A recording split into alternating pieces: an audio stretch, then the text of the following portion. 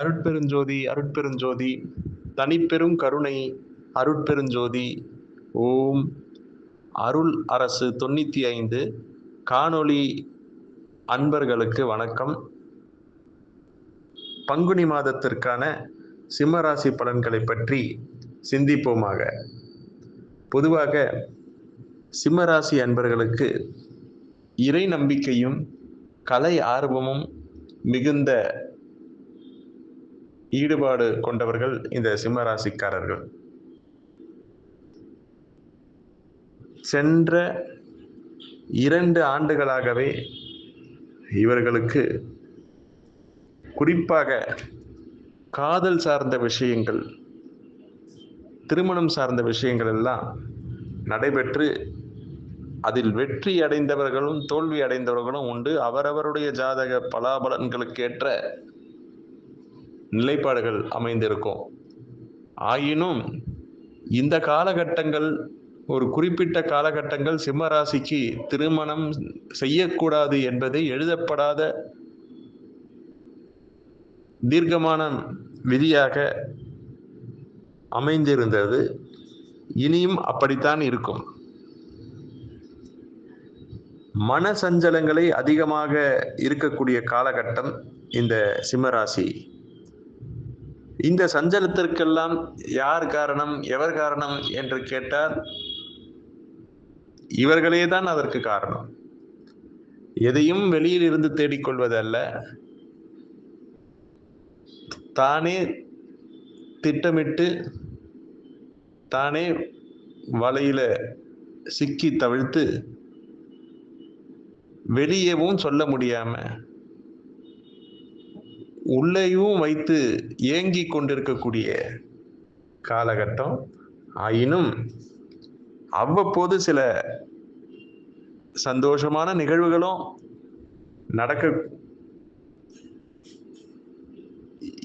இன்று இந்த நேரத்தில் ஆணித்தரமாக சொல்ல வேண்டிய விஷயம் என்னவென்றால், சிம்மராசிக்காரர்களுக்கு வீடு கட்டக்கூடிய யோகமே இருந்தாலும், சென்ற முறை சொல்லி இருந்தோம் திருமணம் செய்யக்கூடாது என்பதை இந்த முறை சொல்லி இருக்கிறோம். வீடு கண்டிப்பாக கட்டக்கூடாது. மீறி கட்டினால் சில அவஸ்தைகளுக்கு உள்ளாக்கக்கூடிய நேரம். குழந்தை சார்ந்த வழியில் சிந்தனைகள் அதிகமாக இருக்கும். நீண்ட நாள் கல்யாணம் ஆகி குழந்தைக்காக ஏங்கி இருந்தவர்களுக்கு குழந்தை பாக்கியம் கிடைச்சிருக்கும். அல்லது குழந்தை இல்லாத தவிக்கும் தம்பதியினருக்கு சிம்மராசிக்காரர்கள் குழந்தைக்காக மருத்துவம் செய்யக்கூடிய காலம் இந்த காலம். தேவையில்லாத வம்பு வழக்குகள் வரும் வாய்ப்புகள் அதிகமாக இருப்பதால் எந்த விஷயத்திலையும் தேவையில்லாத தலையீடுகளை தவிர்த்து கொள்வது நல்லது. இவர்களுக்கு வீடு கட்டும் யோகம் காலம் இல்லை என்றாலும் கூட இவர்களை சார்ந்து இருக்கக்கூடியவர்களுக்கெல்லாம் ஒரு வீடு கட்டும் நிகழ்வு குடும்பத்திலேயே நடக்கும். ஒரு காதணி நிகழ்வு, சுபமான விஷயங்கள் எல்லாம் சுற்றி நடக்கக்கூடிய சூழல்கள் இப்போது உண்டு.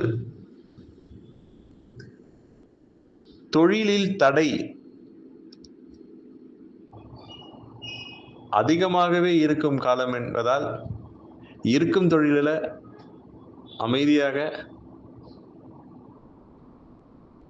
எந்த அளவுக்கு சகித்து பணியாற்ற முடியுமோ அந்த அளவுக்கு சகித்து பணியாற்றினால் இவர்களுக்கு நல்லது. அதை விடுத்து வெளியில வந்து இதோட சம்பளம் அதிகமா கிடைக்குமே, நான் அதிகமா உழைக்கிறேன், வெளியில இந்த உழைப்பு கொடுத்தா எனக்கு அதிகமா கிடைக்குமே அப்படின்றதெல்லாம், இந்த செயல்பாடுகள்லாம் தவிர்த்து கொள்ள வேண்டும். தொழில அதிகமா முதலீடு போடுறது விஷயம். திறமை இருக்கு, பணம் இருக்கு, எல்லாமே இருந்தாலும் கூட காலம்னு ஒண்ணு இருக்கணும். அந்த காலம்தான் நமக்கு சில விடைகளை கொடுத்து பின்னால் ஏற்படும் நிகழ்வுகளுக்கு ஒரு தீர்க்கமான செயல்பாடை கொடுத்து நிலைநிறுத்தக்கூடிய செய்கையை செய்யும். தொழில் தடை கண்டிப்பாக இருக்கும். எனவே தொழிலில் ரொம்ப ரொம்ப ஜாக்கிரதையாக இருக்கணும். வீட்டுக்கு ஒரு பொருள் வாங்குவதெல்லாம் இந்த காலகட்டம். ஒரு டிவி வாங்கிறது, மின்சாதன பொருட்கள் எல்லாம் நிறைய வாங்கக்கூடிய வாய்ப்புகள் இவர்களுக்கு இந்த காலம் உண்டு. அம்மா வழியில் குறிப்பாக தாயாருக்கு இந்த தைராய்டு, தொண்டை, இதயம் சார்ந்த பகுதியில்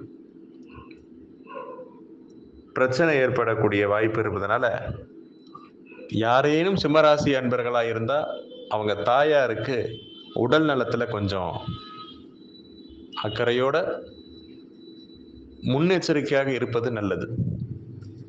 வாயு சம்பந்தமான தொந்தரவுகள் இருக்கும். அதனால இதயம் சார்ந்த விஷயங்கள்ல சில பாதிப்புகள் எல்லாம் ஏற்படும். பொதுவாக குடும்பத்தில் சேர்ந்து வெளியில இருக்கக்கூடிய அளப்பரிய நிம்மதி வீட்டுக்கு வந்தா அந்த நிம்மதி கொஞ்சம் குறைந்த மாதிரி தான் இருக்கும். ஒரு சில பேருக்கு இல்லாமலே இருக்கும். அதனால வெளியில இருக்கக்கூடிய வெளியில புழங்கக்கூடிய நேரத்தை அதிகரிச்சு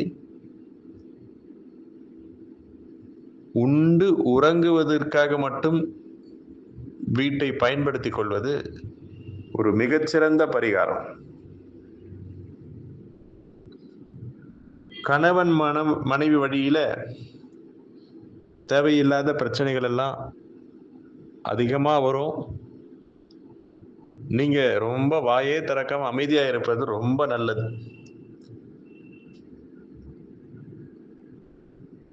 அப்படி அமைதியாக இருந்து விட்டால் ஆனந்தத்தை பெறலாம்.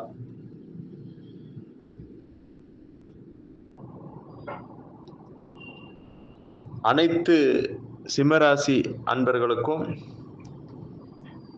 இங்கு எல்லாமே எதிர்மறையான விஷயங்களை சொல்லி இருந்தாலும் கூட ஏன் சொல்றோம் அப்படின்னா, வருமுன் நம்ம அந்த செயல்பாடுகளை அந்த ஒரு விஷயத்தை நம்ம தெரிஞ்சுக்கிட்டோம்னா நமக்கு இதுதான் நடக்க போகுது அப்படின்றத தெரிஞ்சதுன்னா நம்முடைய அணுகுமுறைகளை தயார் நிலையில அதை எப்படி எதிர்கொள்வது என்பதை அது சார்ந்து திட்டமிட பயனுள்ளதாக இருக்கும் என்பதற்காகத்தான் இந்த மாதிரி நிறைய ஊடகங்கள், யூடியூப் சேனல்கள்லாம்.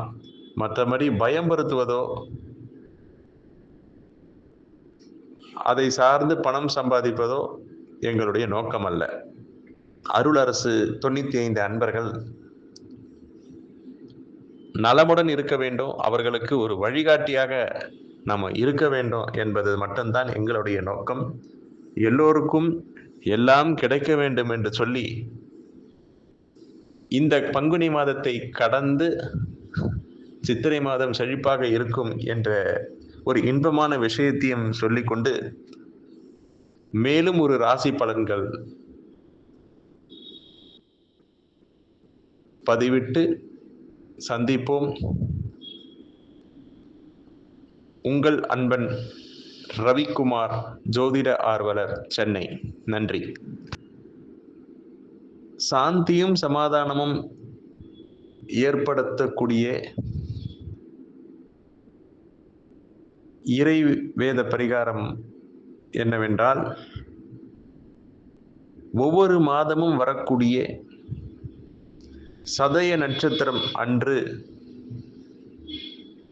விநாயக பெருமானுக்கு உங்கள் வயதளவு இருக்கக்கூடிய எண்ணிக்கையில் இருக்கக்கூடிய மோதகம் என சொல்லக்கூடிய கொழுக்கட்டை செய்து விநாயக பெருமானுக்கு அர்ப்பணம் செய்து அதை அங்கே வரக்கூடிய பக்தர்களுக்கு உங்கள் கரத்தினாலே கொடுத்து நீங்களும் அதை உண்டு பிரசாதமாக எடுத்து இதை ஒரு 4 மாதம் நீங்க தொடர்ந்து செஞ்சீங்கன்னா உங்களுடைய வாழ்க்கையுடைய பாதை ஒரு வெளிச்சம் ஏற்படுத்தும், ஒரு விடியல் ஏற்படும், பற்றிக்கொள்ள ஒரு வழி உபாயம் ஏற்படும். அந்த உபாயத்தை படித்துக்கொண்டு வாழ்க்கையில முன்னேற்றம் அடைய வாழ்த்துக்கள்.